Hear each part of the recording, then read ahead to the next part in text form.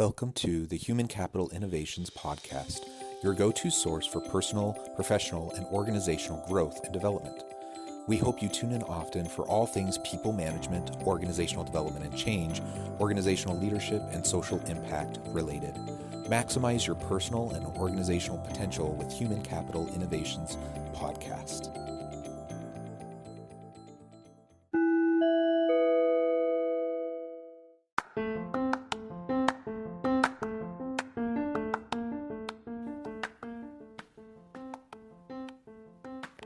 Welcome to the Human Capital Innovations Podcast. In this HCI podcast episode, I talk with Dr. Alison Horstmeyer about curiosity, authenticity, and self-awareness in the workplace.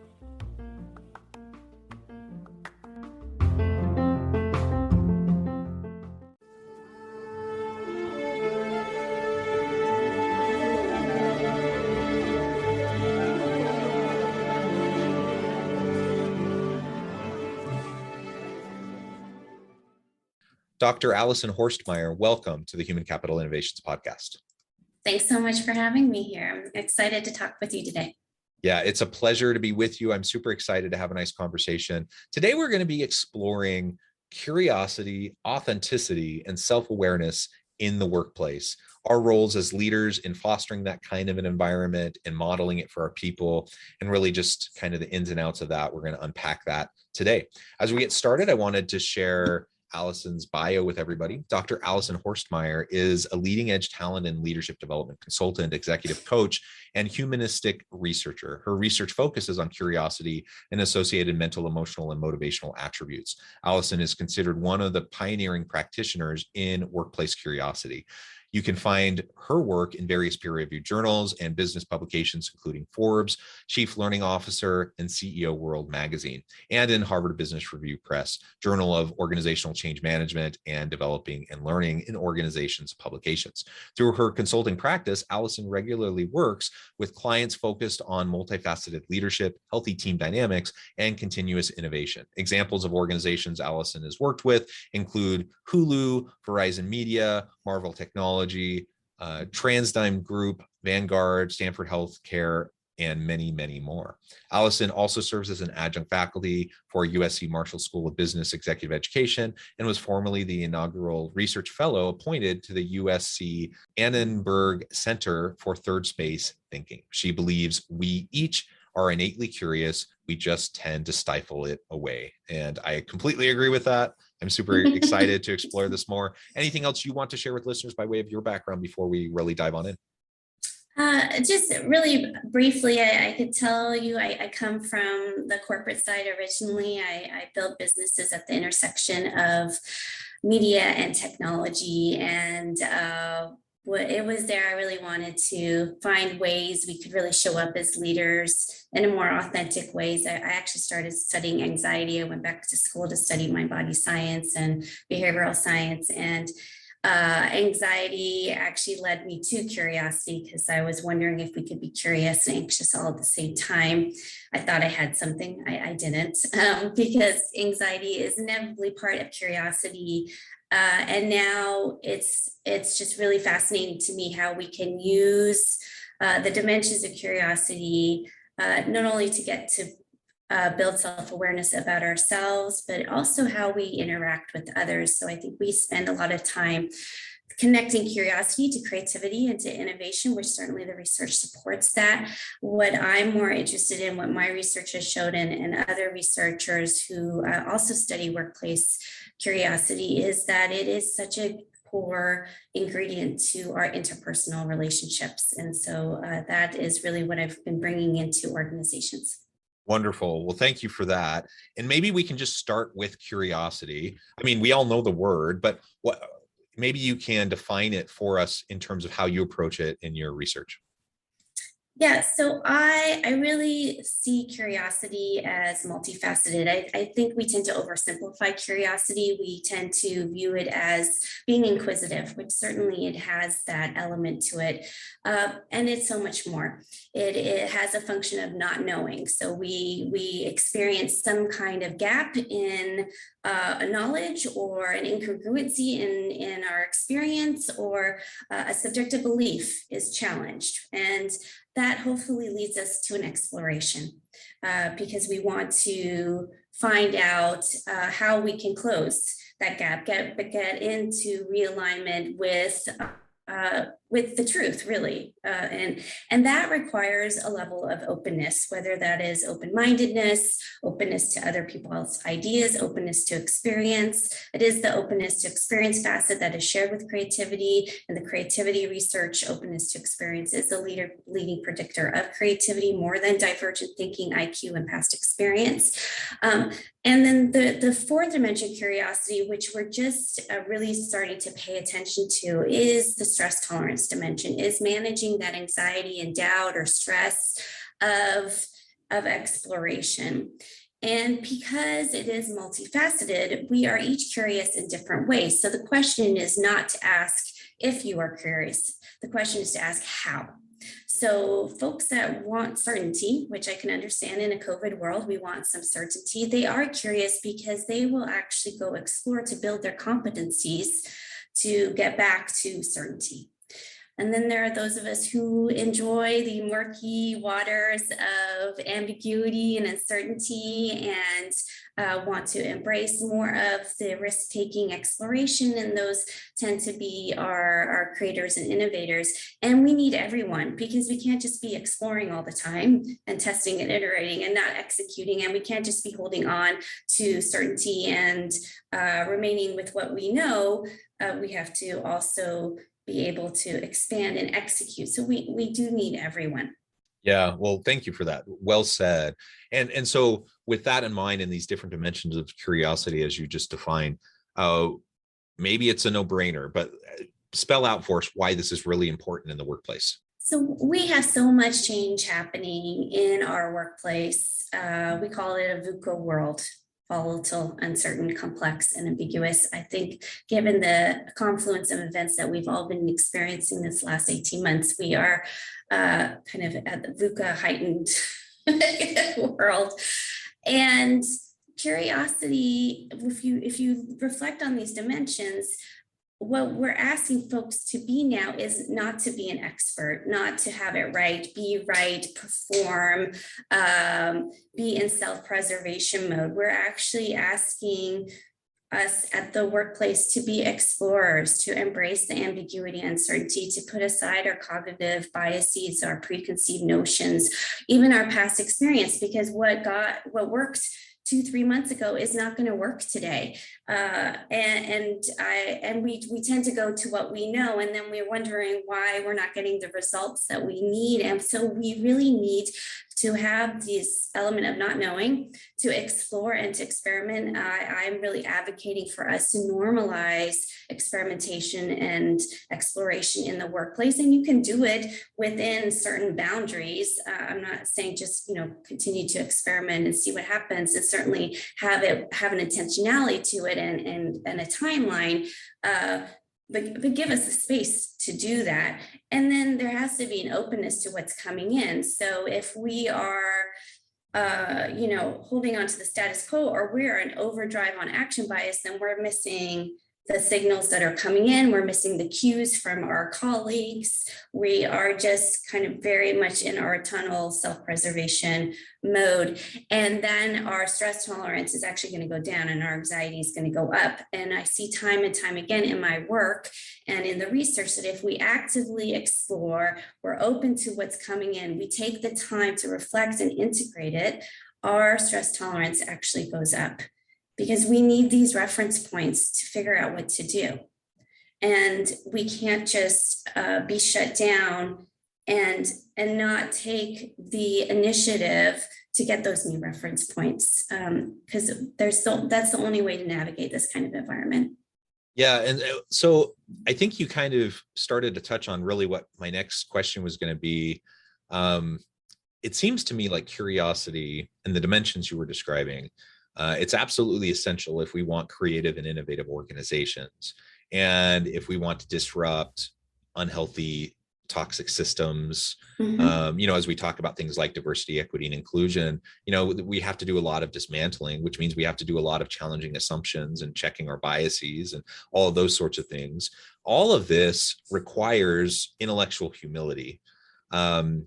And that's not always one of the top characteristics of leaders and executives and organizations.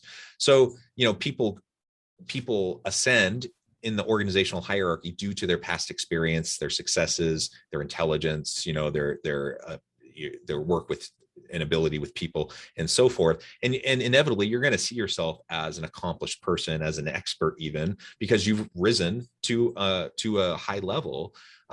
What are the dangers of that, though, if we can't keep our ego in check and we can't maintain some intellectual humility? What's the danger of having a bunch of people leading organizations that just see themselves as the experts ready to now lead?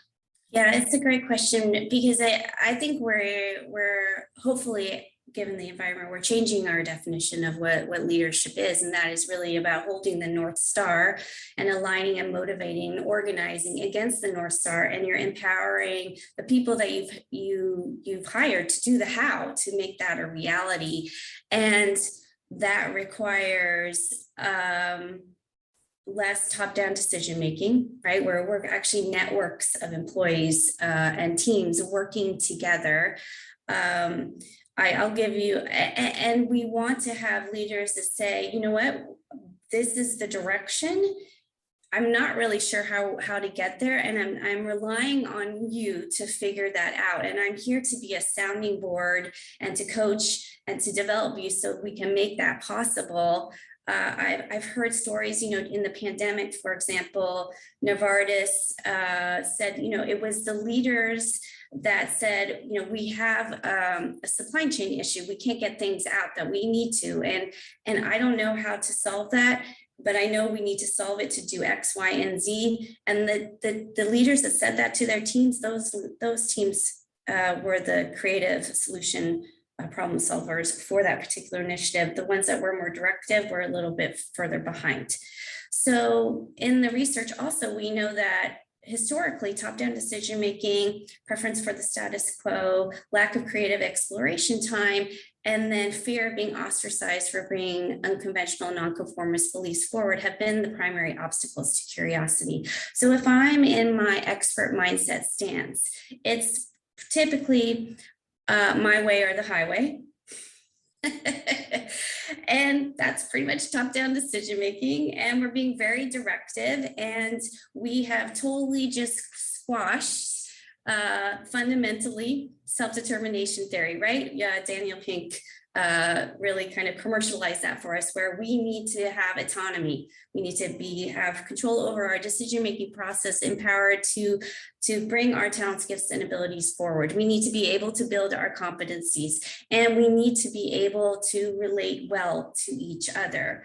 But if I'm forced to conform in a certain box that's very limiting, you could see how all of those go out the window. I get extremely frustrated. I get disengaged. I get de-energized. Also, I am going to be in a culture where errors are not welcome. So I'm in error avoidance. So there is no experimentation. There is no iteration. And that also leads to less creative problem solving, and also lower well-being. So yeah, it's just, it has such a debilitating cascade effect through the organization. And then, I get clients who say to me, nobody's coming to me with good ideas or new ideas.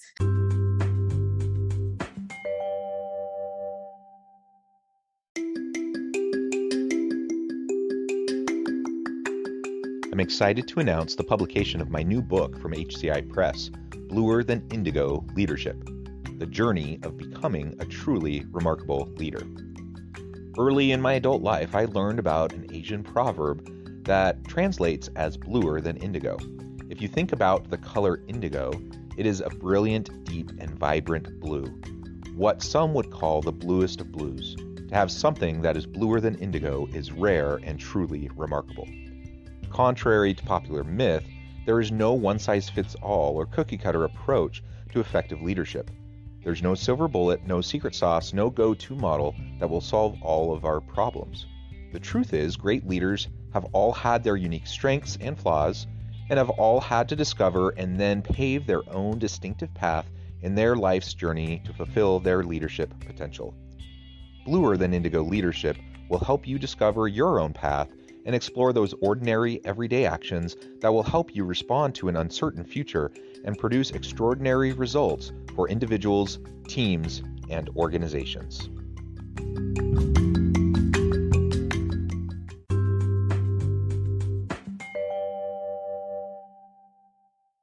And I'm like, because are you modeling perfect? Does it have to be all wrapped up in a perfect bow? And or are we saying, come with a half-baked idea, let's debate it, because debate and healthy dissension are the birthplace of creativity, and let's see what we can form together. So fundamentally, if you're modeling, it's my way, you're gonna get pretty much very limited creativity, engagement, all of the things, Yeah. So intellectual humility is important. I mean, it's important to have confidence, and I want to own my own capacities and expertise and leverage those for sure. Absolutely. But I also have to be able to acknowledge my limitations and recognize if I'm in a leadership role, my job is no longer to be the expert. My job is to facilitate the expertise of my people. And so that's a fundamental shift that I think a lot of leaders need to make in their thinking. You also talked about the conformity piece that can really get in the way, just maintaining the status quo. And we know, organizations exist, bureaucracies exist for the purpose of maintaining the status quo and maintaining the organization. Self-preservation of the organization is like a primary goal of how bureaucracies and organizations function and all of the mechanisms that are within organizations. And so we have to actively try to disrupt that and to encourage dissension, to encourage people to speak up, to speak out, to challenge those assumptions. And you brought to my mind, as you were sharing, the example of the leader who only has people, coming to them with, why are you only bringing me problems? You're not bringing me solutions, and getting frustrated. Nobody's coming to me with good ideas. And it comes back to this thing I hear all the time in organizations, that if I expect for someone to only approach me if and when they have a fully baked plan that's ready to be implemented and they just essentially need my sign off and my rubber stamp, how often is that going to happen? Is it reasonable for me to expect for that to happen? Now, I want to empower my people, and I want them to know that I trust in them and encourage them to bring solutions forward. But it's not going to be fully baked. It almost never is going to be fully baked. And we need to encourage people to speak up and to speak out and to highlight when there is a problem, and to even come forward with an inkling of an idea of how to solve it, not just the fully baked version, right? Absolutely. So Spencer Harrison out of INSEAD, he just did research on 500 CEOs, and CEOs' curiosity was directly linked to the strategic success of the company. And to the point of really showing that could bring an organization to fully embrace ambidexterity, which means we actually are reframing self-preservation. I think this is the invitation. How can you reframe your self-preservation into organizational evolution and competitive advantage? And we want you to be ambidextrous, because that means you are not only good at maximizing your resources today, but you are equally good as exploring on the fringes to get ready to maximize those opportunities in the future. Because if we're constantly just focused on today, that's going to lead to us being behind, and then everybody grips down and gets even more rigid. The rigidity of what you're describing gets us more myopic in our view, kind of digs our heels in further. And if we could just give ourselves permission to have this kind of equal distribution of focusing on the present and the future, then we will all be in such a better place. And it also gives us the invitation to say, hey, yeah, we got to make sure things are happening today. And at the same time, can you at least, focus 20-30% of your thinking and focus on the future? Because look at telemedicine, right? Before COVID, everybody's like, oh, this telemedicine thing's not going to take off. And then COVID hit, and people who were ready to service people virtually and digitally were the ones that were able to really benefit us during that crisis.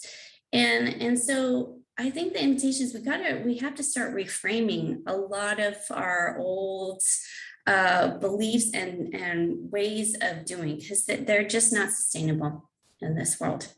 Yeah, well, I completely agree. I think that's an incredibly important point. To challenge assumptions, to reframe when necessary and appropriate. Ultimately, that can, help us to at least move in the right direction, right? And so I'm curious how you see authenticity and self-awareness then connecting with curiosity, and perhaps as an answer to developing curiosity. So in my research, it was really my study participants that brought this forward about our intrapersonal curiosity, our curiosity about ourselves. And the really interesting part to me was when there was time taken to explore about how somebody was showing up, or a belief they had, or something that was imposed on them socially that just wasn't in alignment with who they were. They needed to explore and figure out like what the truth was, how they really wanted to show up in the world. And it was also tied to their core values and their self-concept, so who they believe they could be or should be in the world. And I also see core values as a tremendous catalyst to how we're curious, and because that informs our behaviors. And when they took that exploration into finding out how they could show up more authentically, they actually felt liberated, because they were letting go of constraints of what had been imposed on them, or what they believed they should be doing in order to conform to certain ways of being. And they felt that was actually more of letting go of their ego too, right? So that kind of inner critic stuff and self-censorship was also let go. And in that discovery of what was true for them, then they felt they could be more authentic and more authentically aligned with that self-concept of who they really believe they could be and should be, and showing up in the world to be of service in the way they wanted to. I mean, fundamentally, we all want to be of value, be valued, and be connected. And this is what I believe our curiosity can enable us to be, because we figure out, we look for ways to evolve and to contribute in the way that we hope to, as leaders, as individuals, as a parent, or as a partner in a relationship. And then we also are acknowledged for that value, and we have deeper connection with each other's. I mean, the research also has showed curiosity is a gateway to empathy, collaboration, trust. So we know it can be this doorway, but it starts with ourselves. I mean, before we can connect to someone else, we have to connect to ourselves. Yeah, very well said. Well, Allison, it has been a real pleasure talking with you. The time has flown by. I need to let you get on with your busy day. But before we close, I wanted to give you a chance to share with listeners how they can get connected with you, find out more about your work, your all of your research and your publications and such, and then give us a final word on the topic for today. Sure. So my website is dralisonh.com. So dralisonh.com. You can also find me on LinkedIn. And last word, stay curious. Well said. Well said. Well, thank you, Allison. It has been a real pleasure. I encourage listeners to reach out, to get connected with Allison, find out more about what she can do for you. Stay curious, continue to push the envelope, challenge the status quo. I think all of that's super important. And as always, I hope everyone can stay healthy and safe, that you can find meaning and purpose at work each and every day. And I hope you all have a great week.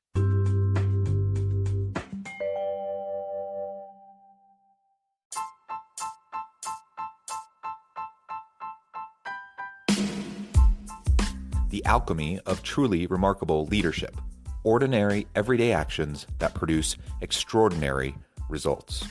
Consider how the nature of work has shifted over the past 50 years. With increased globalization, rapid technological advancement, and the shift in economic composition, the average job of today looks very different than the average job of 50 years ago. What will the jobs and organizations of tomorrow look like? Moreover, what does this all mean for organizational leaders? What are the core competencies and capabilities of organizations and their leadership that are prepared for continued disruption and geopolitical and socioeconomic shifts? Regardless of what the future holds, increasingly, leaders need to be socially minded, data-driven, decisive, champions of talent, and disruptors of the traditional notions of leadership, teams, organizations, and work. The alchemy of truly remarkable leadership will help you to explore your own leadership competencies and capabilities and consider ways to apply and implement them into your workplace and personal life.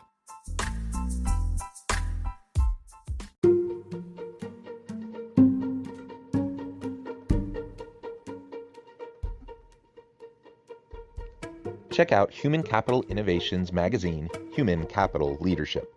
Human Capital Leadership is a free, interactive e-magazine with the mission to help individuals, leaders, and organizations find innovative approaches to maximize their human capital potential.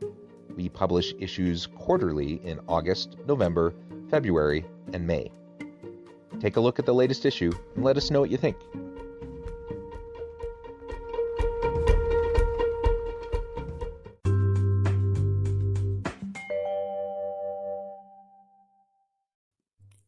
Thanks again for joining us for this episode of the Human Capital Innovations Podcast. I hope you stay healthy and safe and that you have a great week.